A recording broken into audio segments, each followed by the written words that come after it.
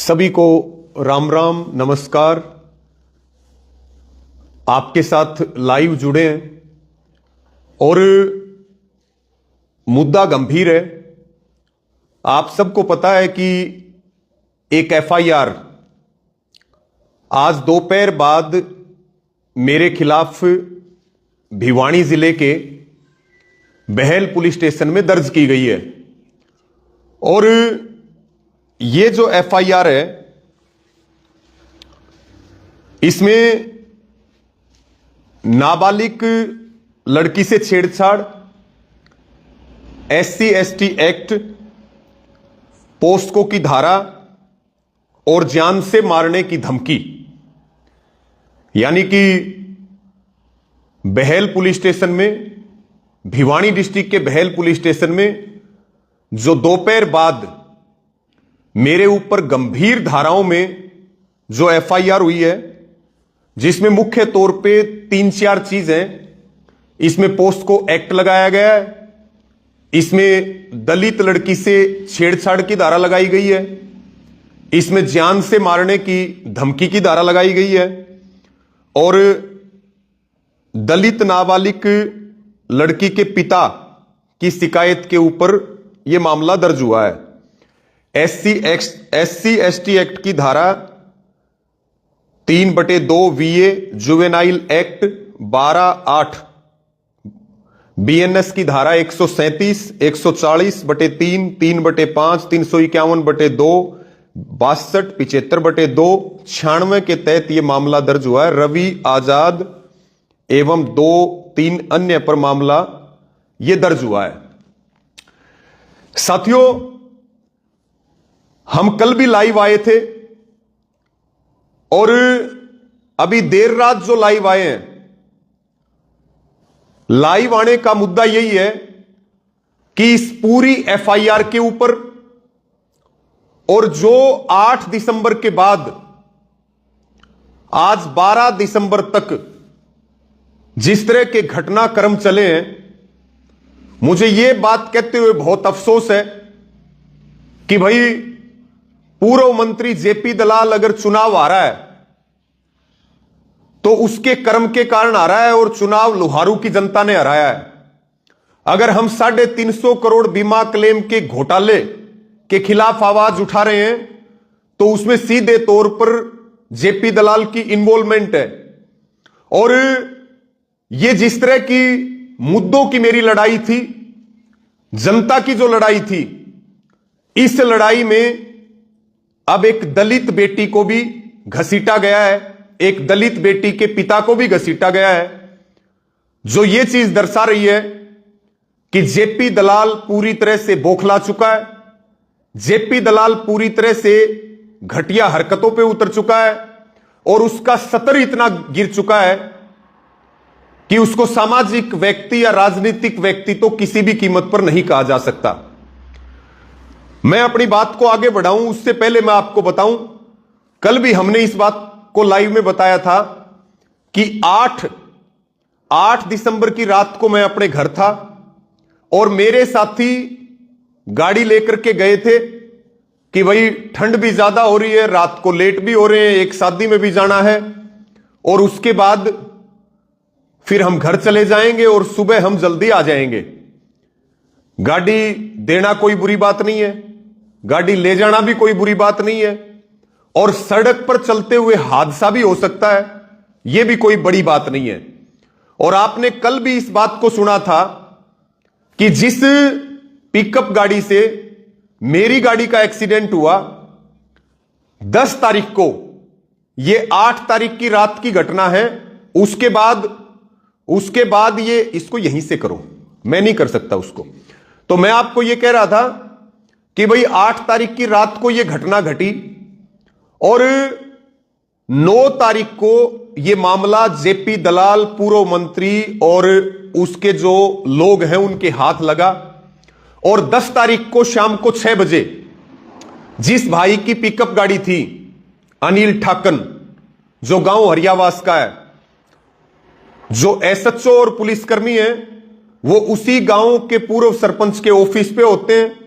पूर्व सरपंच भी अपने ऑफिस पे होता है और वो इस भाई अनिल को बुलाता है कि भाई रवि आजाद ने तेरे खिलाफ मामला दर्ज करवा दिया है और तू मेरे ऑफिस पे आ जा और तू ये कह देना कि रवि आजाद भी गाड़ी में था, लड़की भी गाड़ी में थी और शराब भी गाड़ी में थी और तेरे को हम 15 लाख रुपए भी दिला देंगे। ये बात आपने पिकअप ड्राइवर अनिल के मुंह से कल भी लाइव में सुना था। और वो फिर वहां पर आता है और वो कहता है भाई मैं रवि आजाद को जानता हूं, रवि आजाद नहीं था और मैं ये गलत काम नहीं करूंगा। तो फिर उस गांव का पूर्व सरपंच जो जेपी दलाल का राइट हैंड है, ये सारी बात हरियावास गांव को पता है, ये सारी बात सतगामा को पता है। फिर यही जो पूर्व सरपंच है पुलिस की मौजूदगी में पहले से एक दरखास्त तैयार की हुई होती है जिसमें जान से मारने की धमकी, लड़की, शराब, इस तरह की चीजें उसके अंदर लिखी हुई होती हैं और यह कह करके साइन करवाते हैं कि रवि आजाद ने तेरे खिलाफ एफआईआर करवाई है, तुझे अगर बचना है तो तू इस कागज पे साइन कर दे। 8:17 पे यानी कि 10 तारीख को 8:17 के ऊपर ये एफआईआर दर्ज होती है और उसके बाद जब उसके फोन में मैसेज आता है तो फिर वो गांव में लोगों से संपर्क करता है। फिर वो बताते हैं कि ये तो तेरी तरफ से एफआईआर होगी। फिर वो कहता है मैंने तो कोई एफआईआर नहीं करवाई थी, एफआईआर करवानी होती तो रवि आजाद करवाता, उसकी गाड़ी का नुकसान हुआ है इतना बड़ा। लेकिन फिर वो मेरे पास बैठ करके लाइव भी करता है, वो एक वीडियो भी जारी करता है, वो 2.5 घंटे तक पुलिस स्टेशन में भी बैठा रहता है कि भाई मैं एफिडेविट देने के लिए तैयार हूं और ये ना मैं थाने में गया, ना मैंने दरखास्त दी, ना मैं एफआईआर चाहता। लेकिन अब हरियाणा के भिवानी में बहल एक ऐसी पुलिस हो गई है जो मुद्दई नहीं चाहता फिर भी कार्रवाई करना चाहती है। अब किसी को थाने में आने की जरूरत नहीं है, पुलिस बहुत अच्छी हो चुकी है, अब वो घर से जाकर के दरखास्त लेकर के आती है। तो साथियों ये सारा मामला आपने कल देखा और पूर्व मंत्री जेपी दलाल की, उसके समर्थकों की जिस तरह से मेरे खिलाफ ये साजिश थी, जब ये साजिश फेल हुई तो उसके बाद जेपी दलाल और जेपी दलाल के गुर्गे, उसके समर्थक, उसके चेले चपाटे जो भी हैं, उन्होंने फिर प्लान बी के ऊपर काम किया। रात को मेरे पास ये भी खबरें आई कि किसी नाबालिग लड़की को ढूंढा जा रहा है जो SC ST हो और रवि आजाद को इस मामले में किसी भी कीमत पर नहीं छोड़ना, क्योंकि जब आपके काम पे सवाल नहीं उठाए जाते या आपके खिलाफ हजारों साजिश करने के बाद भी जब विरोधी कामयाब नहीं होते हैं तो फिर चरित्र के ऊपर हमला करने की कोशिश की जाती है। और फिर ये जो आज जो मुकदमा दर्ज हुआ, ये मेरे चरित्र के ऊपर हमला किया गया, एक तरह से मुझे खत्म और बर्बाद करने की कोशिश की गई। और मैं ये बात बहुत जिम्मेदारी के साथ कह रहा हूं। आज सुबह से जैसे सूचनाएं मिल रही थी कि भाई बहल के पुलिस स्टेशन में जेपी दलाल के जो गुर्गे हैं उन्होंने डेरा डाल रखा है, और दोपहर होते होते जब मैं ला के पेपर में बैठा था चिड़ावा में, उस समय मेरे पास ये खबर आई कि भाई आपके खिलाफ मुकदमा दर्ज हो गया। मैं उसी समय पेपर छोड़ करके बाहर निकला, लगभग 1 घंटा मुझे बैठे हुए हुआ था और फिर मैंने बाहर आकर के इस विषय में बात की। और उसके बाद जितने भी भाइयों के, जितने भी साथियों के फोन आए, सबसे मैंने बात करके बताई। कुछ भाइयों ने मुझे कहा कि आप अंडरग्राउंड हो जाओ, कुछ ने कहा आप फोन बंद कर दो। मैंने कहा भाई जब मैंने कोई अपराध ही नहीं किया, जब मेरा कोई दोष ही नहीं है, तो फिर मैं क्यों छुपूं और क्यों अपना फोन बंद करूं। मैं हर तरह से पुलिस का जांच में सहयोग करने के लिए तैयार हूं। लेकिन मैं सभी साथियों को पुनः यह कह रहा हूं, ये कल भी मैंने कहा था कि मेरे खिलाफ सरकारी षड्यंत्र हो रहा है, मुझे फंसाने की कोशिश की जा रही है। मनीषा के आंदोलन में जब ये लोग, इनकी साजिश फेल हुई तो अब इन्होंने दोबारा से मेरे चरित्र पर हमला करने के लिए ये सारे प्रयास किए। सारे भाई इस लाइव को शेयर जरूर करें, क्योंकि जिस हिसाब से मीडिया में मुद्दा वायरल हो रहा है, जिस हिसाब से मीडिया में खबरें चल रही हैं, जिस हिसाब से मेरी छवि को खराब करने की कोशिश की जा रही है, मुझे इस रास्ते से रोकने के लिए, क्योंकि वो जेपी दलाल बैठा और वो सरकार बैठी, कौन से सरकार ने वो हथकंडे नहीं अपनाए मेरी जुबान चुप करने के लिए, और कौन से हथकंडे जेपी दलाल ने नहीं अपनाए। 11 साल में जेपी दलाल ने कोई कोर कसर मेरे खिलाफ नहीं छोड़ी। जो वो कर सकता था वो कर रहा है। और अब एक दलित बेटी को ला करके और एक दलित बेटी का राजनीतिक प्रयोग यह आदमी करना चाहता है, इससे ज्यादा कोई गिर सकता है मैं तो सपने में भी नहीं सोच सकता था। यह तो पता था कि जेपी दलाल बहुत गिरा हुआ इंसान है, लेकिन मुझे यह नहीं पता था कि इतना गिरा हुआ इंसान है जो एक बेटी का, एक दलित बेटी का इस तरह से दुरुपयोग करेगा। अब मैं इस मामले में बिल्कुल स्पष्ट तौर पे यह कहना चाहता हूं, स्पष्ट तौर के ऊपर मैं यह कह रहा हूं कि यह जो आज एफआईआर दर्ज हुई है, इस मामले से मेरा कोई लेना देना नहीं है। ना मेरा किसी नाबालिग बेटी से कोई मतलब है, ना मेरा उसके फादर से कोई मतलब है। और मुझे जानकारी मिली कि एफआईआर के अंदर जिस तरह की कहानी लिखी है कि 20 दिन पहले कोई लड़की बस स्टैंड पे खड़ी थी, रवि आजाद ने उसको अपनी गाड़ी में बैठाया, गाड़ी में बैठते ही उसके साथ छेड़छाड़ करी, उसको जान से मारने की धमकी दी। बाद में 8 तारीख को रवि आजाद ने अपने लोगों को भेजा और भेज करके ये कहा कि फलानी लड़की का अपहरण करके लाओ। ये बात पूरा देश और पूरा हरियाणा जानता है कि हमारा चरित्र क्या है और बहन बेटियों के प्रति हमारी सोच और भावना क्या है। इसलिए मैं बहुत जिम्मेवारी के साथ ये बात कह रहा हूं कि ना तो मैं इस बेटी को जानता, ना मैं इस बेटी के बाप को जानता, और अगर जानता हो तो वो बेटी और वो बाप अपनी आत्मा पे हाथ रख के, मुझे किसी सबूत की जरूरत नहीं है, एक बार मेरी आंखों में आंख डाल करके ये कह दें कि क्या वो मुझे कभी जिंदगी में मिले भी है, क्या वो मुझे जानते भी हैं। मुझे तो यही नहीं पता नाम क्या है, कहां के हैं, कैसी शक्ल है, कहां उनका घर है। और मेरी गाड़ी में 6 महीने में मेरे घर की महिलाओं के अलावा कोई नहीं बैठा।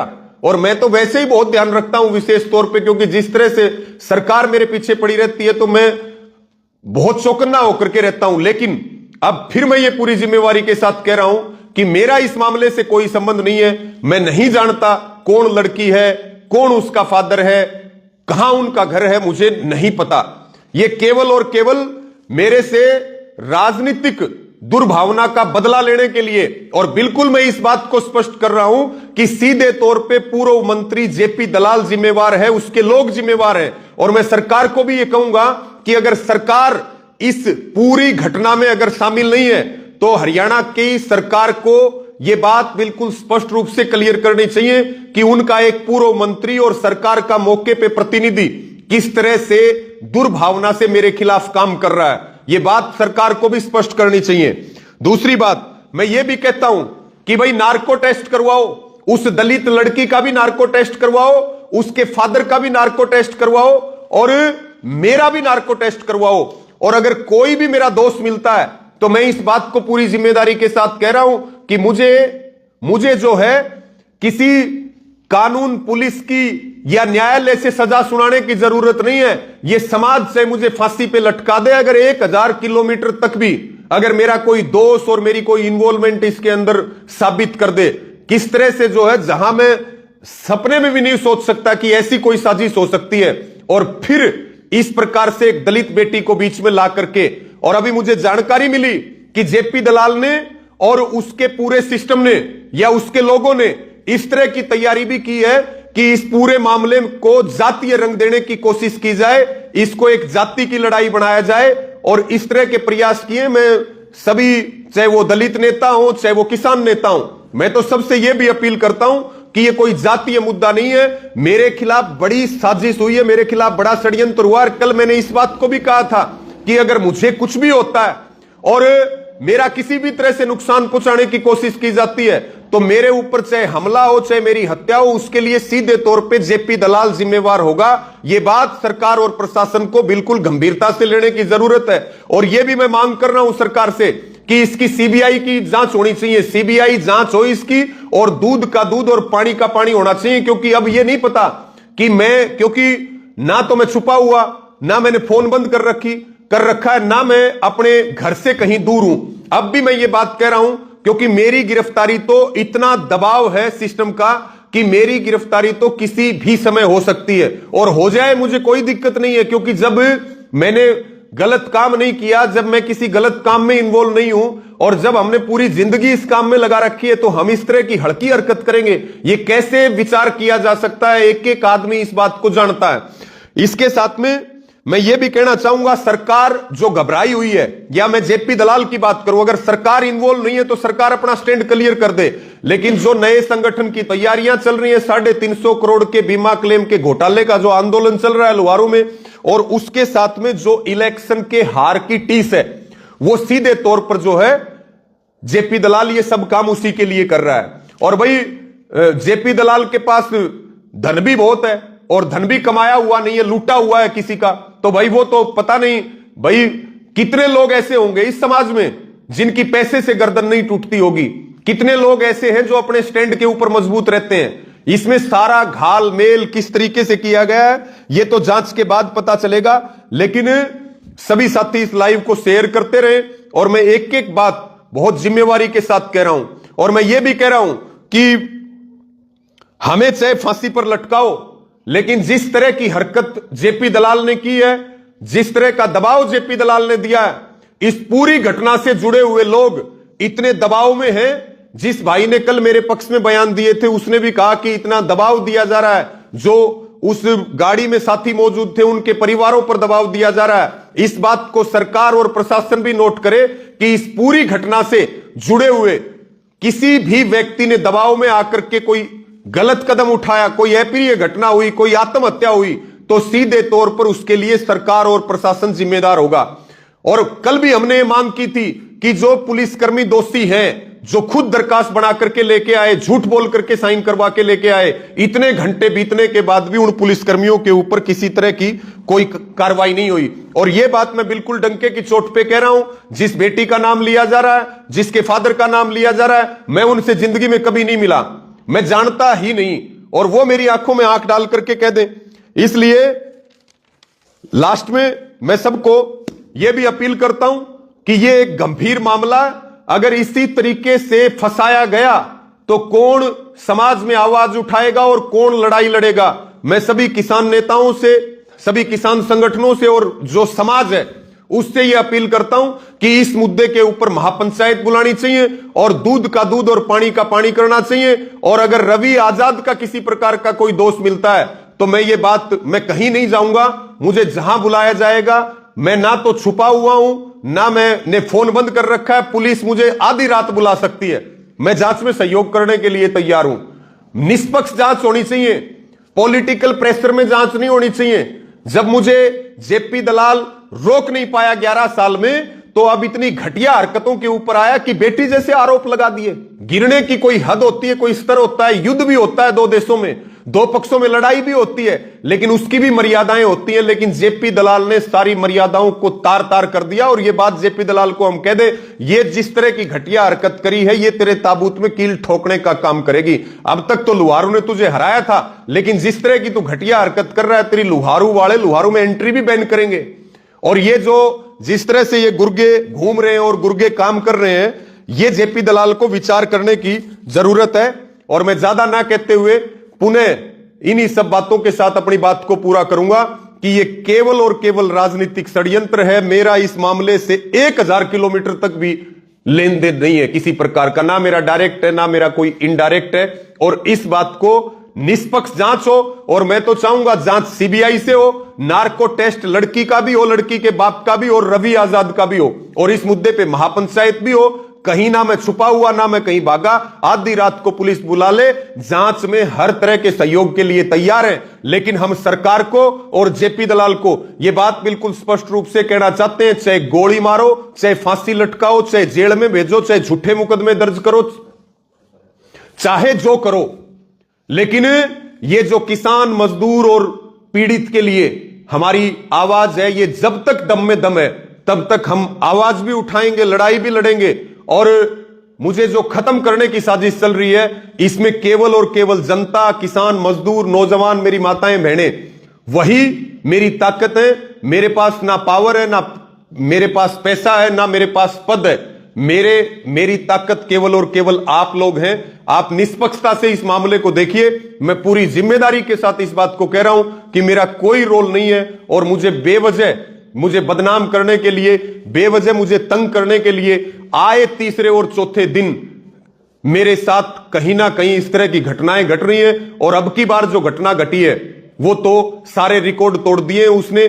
और मेरा भी कुछ होता है या इस घटना से जुड़े हुए लोगों कोई सुसाइड करता है तो सीधे तौर पे शासन प्रशासन जिम्मेवार होगा। और मेरे साथ कोई अप्रिय घटना अगर घटती है तो आज इस बात को मैं कह के जा रहा हूं, मेरी साथ कोई अप्रिय घटना हो, चाहे हत्या हो, कुछ भी हो, हमला हो, सीधे तौर पे जेपी दलाल इसके लिए जिम्मेवार होगा और जेपी दलाल के खिलाफ ही कार्रवाई होनी चाहिए। आपने मुझे सुना, आपके जो जो सवाल हो आप कमेंट में लिखिए और इस वीडियो को, इस लाइव को आप ज्यादा से ज्यादा शेयर करें और आगे जिस प्रकार की भी जांच और जो भी बात होगी वो आप तक मिलती रहेगी। लेकिन मेरी ताकत आप हो, मेरा सहारा आप हो और मैं आपके सामने हूं और मैं जनता के दरबार में हूं। आपको फैसला करना है कि क्या हम कोई गलत काम कर रहे हैं, किसान मजदूर की लड़ाई लड़के, क्या हम किसी पीड़ित के साथ होकर के गलत काम कर रहे हैं, जो मुझे इस तरह से सताया जा रहा है, इस तरह से परेशान किया जा रहा है, इस तरह से मेरे ऊपर हमले किए जा रहे हैं, इस तरह से मेरे चरित्र पे दाग लगाने की कोशिश की जा रही है। इन सब बातों के ऊपर आप जरूर विचार करें।